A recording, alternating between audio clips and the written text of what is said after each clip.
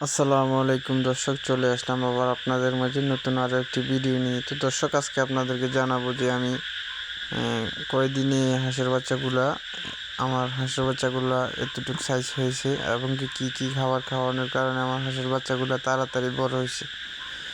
তো আপনারা দেখতে পারতেছেন, মাশাআল্লাহ বলবেন সবাই যে আমার হাঁসের বাচ্চাগুলা শুরু থেকে যারা ভিডিও দেখেন অনেকেই দেখছেন আমার হাঁসের বাচ্চাগুলো অনেক ছোট ছিল।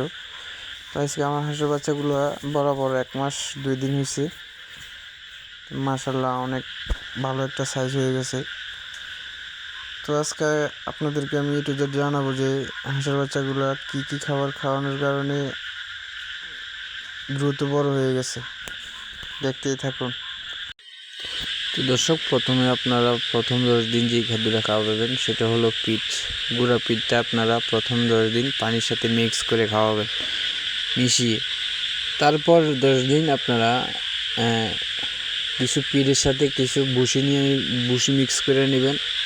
তাহলে কি হয়, আপনার এটার মধ্যে অনেক পুষ্টি, অনেক ভিটামিন। ভুসিটা মিক্স করলে আপনার হাঁসের শরীর সুস্বাস্থ্য গঠন হবে এবং কি হাঁসের বাচ্চাগুলো দ্রুত বড় হবে এবং কি বৃদ্ধি পাবে।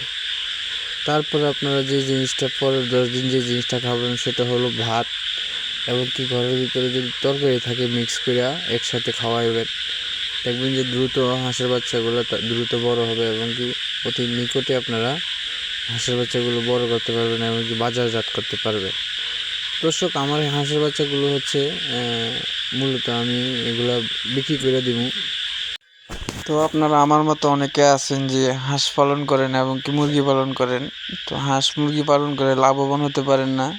তো আমি যেভাবে হাঁস মুরগি পালন করি এভাবে যদি আপনারাও চেষ্টা করেন, ইনশাল্লাহ আপনারা ভালো একটা বেনিফিট পাবেন এবং কি ভালো একটা অ্যামাউন্ট পাবেন হাঁস মুরগি থেকে, আউটসাইড ইনকাম পাবেন।